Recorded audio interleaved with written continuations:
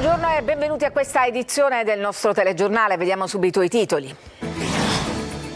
Noi stiamo dalla parte dello Stato, parla Nicola Di Matteo, fratello del piccolo Giuseppe, strangolato e sciolto nell'acido. A 30 anni da quel terribile omicidio, lo ricorda anche la Presidente della Commissione Antimafia Colosimo. Quel bambino ha sconfitto la mafia. Benzina e fuoco contro un locale del mercato storico di Ortigia in fase di ristrutturazione. I titolari dicono non capiamo il perché. Emergenza Zen, bambini armati in giro per il quartiere, ma c'è anche il racket degli alloggi popolari. L'assessore Ferrandelli, stop al mercato parallelo. Calessi lanciati al galoppo in una gara clandestina a Campo Rotondo in provincia di Catania, tutto ripreso dai droni della polizia. 2 minorenni fanno un furto nel negozio di un centro commerciale di Palermo, scoperti picchiano il titolare ed il figlio. È uno sputo in faccia, parte da Palazzolo nel Siracusano il coro di no alla firma dell'accordo Mercosur tra Europa e Sud America, agricoltori e allevatori sul piede di guerra. Calcio, il Catania domenica tornerà a giocare al Massimino contro la Cavese, importante in difesa il recupero di Allegretto. Antonini in crisi al Trapani Calcio, rimane solo l'obiettivo salvezza dopo i 7 punti di penalizzazione per la Shark, quella di domani sera con Trento potrebbe essere l'ultima partita in Serie A.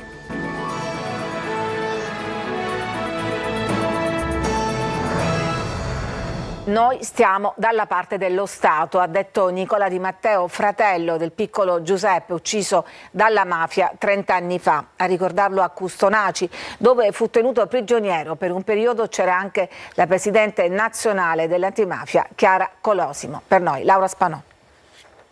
Parto dalla vittoria di Giuseppe Di Matteo. E questa vittoria non la dichiaro io, ma la dichiara il suo carceriere negli atti che abbiamo potuto leggere e che sono in archivio della Commissione Antimafia. Perché il carceriere del piccolo Di Matteo dice: quel bambino ha sconfitto la mafia.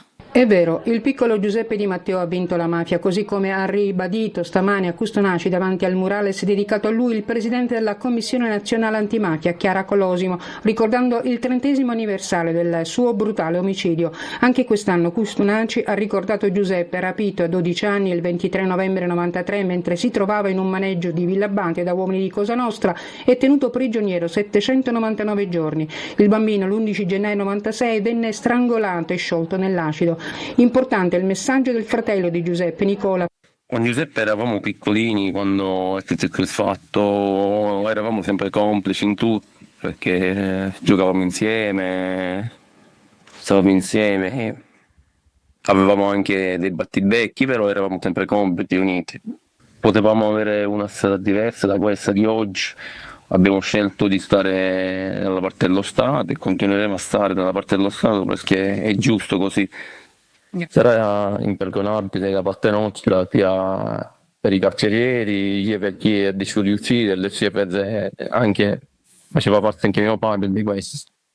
Protagonisti assoluti sono stati i bambini di tutte le scuole di Custonaci e San Vito Lo Capo. Questi ragazzi saranno il futuro, quindi loro possono scegliere da che parte stare. Incendio doloso stamane in un locale dello storico mercato di Ortigia a Siracusa, visitato ogni giorno da centinaia di turisti. Francesco Aloi. Siamo ancora in cerca di questo motivo, di una motivazione che possa rendere tale un gesto così. Non riescono a capire il perché. I titolari dello storico locale del mercato di Ortigia hanno subito un'intimidazione. Alle 2 del mattino qualcuno si è avvicinato qui, ha gettato benzina per poi dare fuoco, forse con un petardo, e pensare che a 2 passi c'è il commissariato. Le fiamme partono, per grazia di Dio l'intervento dei vigili del fuoco è stato molto celere e anche della polizia, dobbiamo dire. Per fortuna non ci sono stati danni ingenti. Non ci sono danni importanti, solamente un po' la tenda. La dinamica sarebbe stata ripresa da questa telecamera che si trova nella palazzina di fronte. Quelle del locale invece erano disattivate perché qui stavano per partire i lavori di ristrutturazione. Non vediamo il perché di una cosa di questo tipo, che è una cosa fatta in bello stile perché è un'intimidazione a tutti gli effetti. Avevano annunciato tutto con questo video appena qualche giorno fa. Primo fra tutto perché facciamo questa ristrutturazione, quindi ci troverete con un locale ristrutturato, diverso. Ingrandiremo. Adesso la polizia è al lavoro per dare un nome all'autore dell'intimidazione. In città comunque il clima è molto teso. Nelle ultime settimane diversi gli attentati di questo genere. E torniamo ad occuparci dello Zen. Mentre l'arcivescovo Lorefice celebrava la messa nella chiesa presa di mira più volte nei giorni scorsi, un ragazzino passeggiava armato di pistola, ma nel quartiere c'è anche l'emergenza alloggi popolari. Marco Gullà. Mentre l'arcivescovo Corrado Lorefice officiava la messa dell'Epifania allo Zen, un ragazzino armato di pistola passeggiava a pochi metri dalla chiesa. È stato segnalato alle forze dell'ordine e rappresenta l'istantanea del degrado nel quartiere San Filippo Neri. Ma nella ricetta per la sicurezza allo Zen, elaborata nel corso del Comitato per l'Ordine e la Sicurezza in prefettura, c'è anche una particolare attenzione alle occupazioni abusive di immobili. La mafia vende gli appartamenti tra i padiglioni per circa 15.000 euro. A chi non può pagare viene proposto una sorta di mutuo con Cosa Nostra. Chi occupa la casa diventa dipendente della mafia allo Zen, facendo la vedetta, spacciando o custodendo le armi. O così o niente casa. Comune, prefettura e forze dell'ordine hanno stabilito una sinergia per iniziare un lavoro di bonifica anche per questo fenomeno e così nei prossimi giorni partiranno iniziative mirate con il coinvolgimento diretto dell'Istituto Autonomo Casse Popolari. Questa mattina in merito abbiamo intervistato a Buongiorno Sicilia l'assessore con delega all'emergenza abitativa Fabrizio Ferrandelli. Io ritengo che se non abbiamo distrutto il mercato parallelo delle occupazioni abusive, di certo abbiamo abbassato il prezzo di mercato, perché stiamo dando la certezza ai cittadini che gli unici a poter assegnare gli alloggi sono le istituzioni, e lo facciamo sulla base di una lista dell'emergenza abitativa che è tornata a scorrere in città dopo anni di blocco. Siamo quasi a 200 immobili assegnati in questi ultimi mesi a fronte degli 8-10 che venivano assegnati su base annua. Due calessi lanciati al galoppo in una gara clandestina in provincia di Catania. Fantini e spettatori non sapevano che tutto veniva ripreso dai droni della polizia. Simona Mazzone. Avevano organizzato una corsa clandestina di cavalli a Camporotondo Etneo, la vedete in queste immagini diffuse dalla polizia che ha denunciato anche per maltrattamento di animali 15 persone, tutte della provincia di Messina. La gara alle prime luci dell'alba tra due fantini al comando di calessi trainati da cavalli, circondati da numerosi motorini ed auto che a folle corsa seguono i concorrenti. La zona è isolata, i poliziotti riescono comunque a intercettare la corsa utilizzando i droni. I fantini circondati da numerosi scooter che suonano il clacson all'impazzata per sollecitare i cavalli. Tutta la carreggiata bloccata in un percorso di circa 2 chilometri, gran parte in salita. Due grossi furgoni per il trasporto dei cavalli li seguono, sottoponendo a forte stress gli animali, anche a causa delle frustate subite. Arrivati gli agenti hanno bloccato la corsa, fermato i cavalli e identificato i fantini. Alcuni dei partecipanti alla corsa sono stati presi poco dopo. Uno di loro ha provato a far perdere le proprie tracce. Una volta fermato è stato trovato con quasi 5.000 euro in contanti e un pizzino con i nomi degli scommettitori. Tra i fermati anche 2 minorenni che avevano incitato i cavalli durante la corsa a bordo di uno scooter di grossa cilindrata. I cavalli sequestrati affidati a una ditta specializzata sono risultati 2 purosangue inglesi muniti di microchip. I 2 calessi e tutte le bardature inoltre avevano segni riconducibili a 2 scuderie del messinese. 2 minorenni fanno un furto nel negozio di un centro commerciale di Palermo. Scoperti non esitano a picchiare il titolare e il figlio. Marco Gullà. avevano appena rubato alcuni accendini all'interno di questo negozio nel centro commerciale Guadagna a Palermo. Quando sono stati scoperti, 2 ragazzini di 15 e 16 anni non hanno esitato a colpire alla testa il titolare e il figlio che era intervenuto in soccorso del padre. I carabinieri del nucleo radiomobile, grazie alle immagini del sistema di videosorveglianza, sono riusciti a bloccare e arrestare i 2 rapinatori e denunciare un 19enne accusati di rapina impropria e lesioni personali aggravate.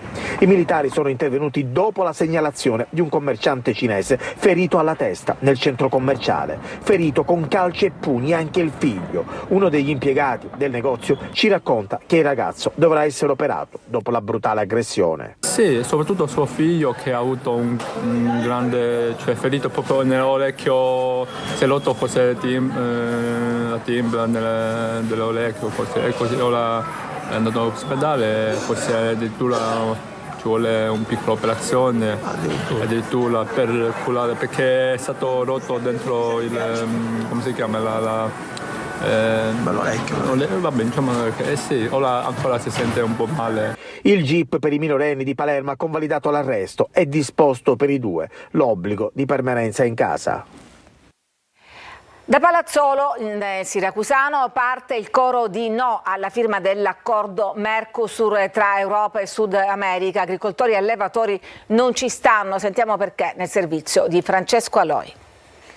È uno sputo in faccia alle aspettative dei produttori agricoli. Gli agricoltori definiscono così l'accordo sul Mercosur.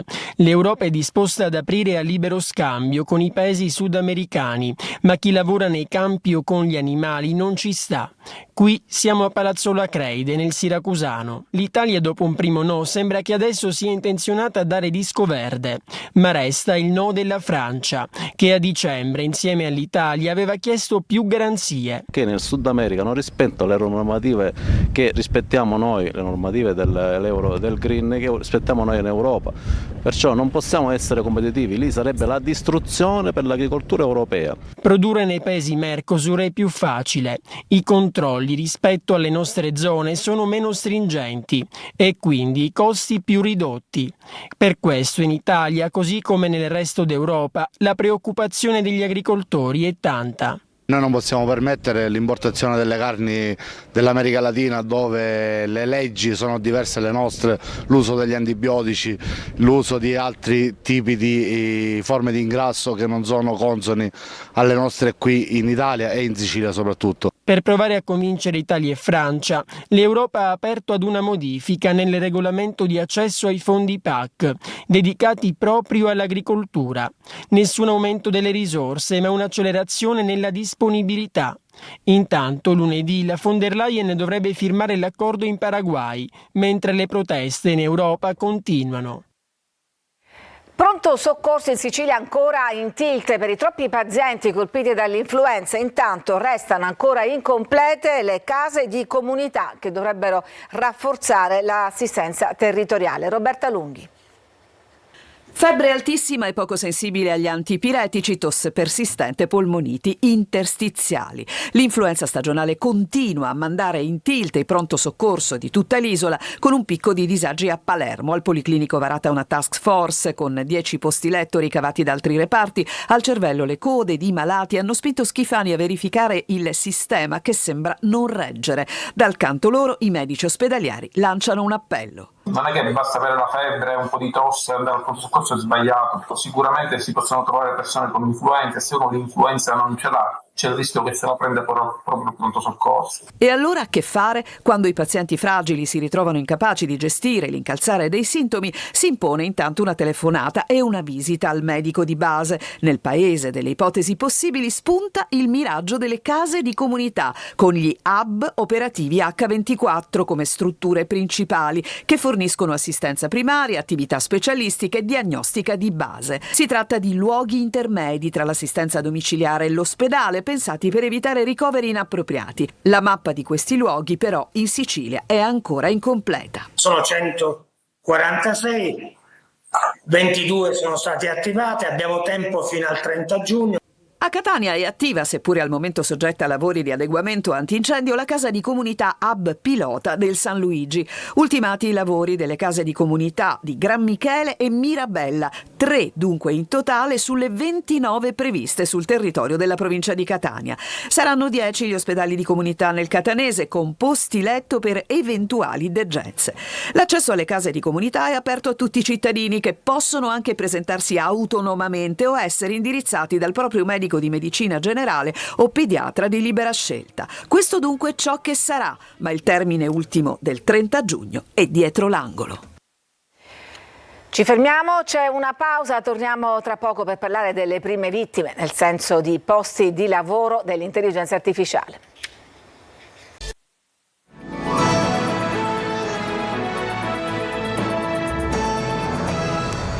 L'intelligenza artificiale fa le prime vittime nel mondo del lavoro in Sicilia, a partire dall'Enel. Maglio Viola.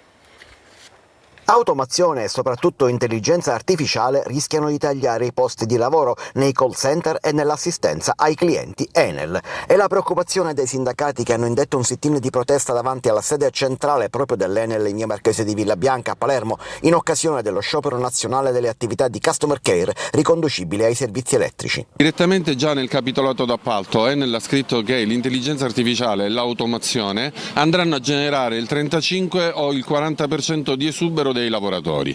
Ora è chiaro che Enel è una grande azienda con utili milionari a partecipazione statale, non può pensare di scaricare i costi sui lavoratori più fragili. Il rischio di perdere posti di lavoro è concreto e riguarda gli addetti dall'azienda System House, che da anni si occupano del servizio clienti del mondo Enel sotto forma di appalto di servizi. Queste ultime gare che Enel ha fatto, queste aziende che si sono aggiudicate le gare vogliono eludere proprio dove non riescono a garantire la territorialità, e per noi diventa un problema perché non riusciamo a spostarci. Il costo della vita, dico, è molto più elevato in una città rispetto a Palermo. Noi oggi chiediamo qui in sciopero davanti alla sede centrale di Enel è proprio questo, di rispettare la clausola sociale, di rispettare il lavoro e di aprire un confronto serio sulle innovazioni tecnologiche e sull'automazione. L'innovazione tecnologica va governata e non può essere utilizzata per sostituire posti di lavoro. Spettacoli, la comicità di Rumori fuori scena inaugura la rassegna Riflessi culturali al Palacongressi di Agrigento. Davide Sardo. Questa è la commedia, questo è il teatro, questa è la vita. A oltre 40 anni dal debutto, Rumori fuori scena, storico cavallo di battaglia della compagnia Attori e Tecnici, arriva ad Agrigento e inaugura nel 2026 la rassegna Riflessi culturali al Palacongressi. La celebre commedia di Michael Frayn, nell'adattamento e con la regia di Attilio Corsini, porta in scena una macchina comica perfetta, affidata a un cast numeroso e affiatato, guidato da Sabrina Pellegrino, Carlo Lizzani e Stefano Messina. Lo spettacolo racconta le peripezie di una sganghierata compagnia teatrale alle prese con una catena di equivoci tra scambi di identità, porte che sbattono a ritmo vorticoso e le immancabili sardine, ormai simbolo della pièce. Le relazioni che si sviluppano tra gli attori sono spesso le dinamiche che accadono veramente in una compagnia teatrale, quindi diciamo che c'è molto di vero, però tutto trattato con molto affetto e molta ironia verso questo mondo, il teatro con i suoi splendori, le sue miserie, le sue grandezze e le sue fragilità. La struttura in 3 atti ribalta il punto di vista dello spettatore. Prima le prove generali, poi il caos del retroscena e infine una rappresentazione che precipita nel disastro. Una commedia senza tempo che diverte e conquista il pubblico, confermando il successo di uno dei titoli più amati della scena teatrale internazionale. Ci fermiamo, c'è una pausa e poi torniamo per parlare della sfida di domenica al Massimino contro la Cavese e poi della crisi profonda di Antonini.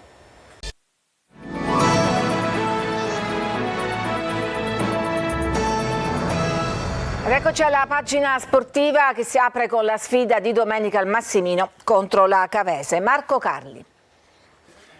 Torna Allegretto e questa è una fonte di sollievo per Toscano, perché con la squalifica di Celli il tecnico sarebbe stato costretto a ridisegnare il reparto se non ci fosse stato il difensore ex Picerno, che ha fatto bene da quando è stato chiamato in causa e che dopo l'assenza di Foggia torna fra i disponibili. Toscano dovrebbe schierarlo a sinistra con Pieraccini a destra e Di Gennaro in mezzo. L'altro ritorno è quello di Lunetta dalla squalifica. Contro la Cavese dovrebbe essere fra i titolari, anche perché Bruzzaniti, fra piccoli risentimenti muscolari al polpaccio dell'ultima parte di esperienza con il Pineto e l'integrazione negli equilibri della nuova squadra, potrebbe essere lanciato con un minutaggio crescente in queste prime partite dell'anno e partirà dalla panchina con la Cavese. Mentre il pubblico, come sempre, risponde presente con dati di prevendita all'altezza di Catania, la società è sempre concentrata sul mercato. Stoppa va verso la San Benedettese e nel caso libererebbe uno slot per un esterno sinistro, mentre a centrocampo si lavora sempre su Giabua con l'alternativa Vallocchia. In difesa l'obiettivo numero 1 resta Miceli. Intanto, tutti concentrati sulla Cavese, al Massimino c'è la possibilità di riprendere subito a correre. E poi c'è il momento oltremodo difficile per le squadre trapanesi. Al Trapani rimane solo l'obiettivo salvezza dopo i 7 punti penalizzazione di ieri. Per la Shark quella di domani potrebbe essere l'ultima partita in Serie A. Franco Cammarasano. I 7 punti di penalizzazione in classifica inflitti ieri al Trapani e dal Tribunale federale, sommati agli 8 punti ricevuti nel mese di maggio, fanno sprofondare la squadra granata in fondo alla classifica, in piena zona play-out. Crollano definitivamente quindi le speranze di inserimento nella griglia dei play-off. Al momento l'unico obiettivo possibile rimane quello di tirarsi fuori dalla lotta retrocessione ed è con questa prospettiva che il Trapani domani affronta la difficile trasferta di Latina, peraltro in un momento in cui il calciomercato, dopo le partenze di Carriero, Negro e Ciotti, potrebbe far approdare in altre lidi giocatori importanti come Canotto, Fischnaller, Grandolfo, Di Noia, Giron, solo per citarne alcuni, rendendo ancora più difficile la permanenza in Serie C. In questo mese di gennaio, fra l'altro, il Trapani è atteso da un altro appuntamento con la giustizia sportiva. Giorno 22, infatti, il Tribunale federale dovrà occuparsi di un altro deferimento a carico della società granata. Tutto ciò in un clima di grande delusione negli ambienti sportivi trapanesi, soprattutto per quanto riguarda la squadra di pallacanestro. Quella in programma domani sera al Palasciarca contro l'Aquila Trento potrebbe essere infatti l'ultima partita in Serie A della squadra siciliana, dopo la rinuncia a giocare la partita con la Virtus Bologna e l'organico ridotto all'osso per la partenza di diversi giocatori. Dopo il TG la nuova puntata di preview con Marco Carli, fari puntati sul Catania che torna al Massimino con la Cavese, le ultime di formazione e di mercato e anche le notizie che, come avete sentito, arrivano da Trapani e poi da Siracusa. Dunque dopo il TG appuntamento con preview, noi ci fermiamo qua, grazie per averci seguito, a tutti un buon pomeriggio.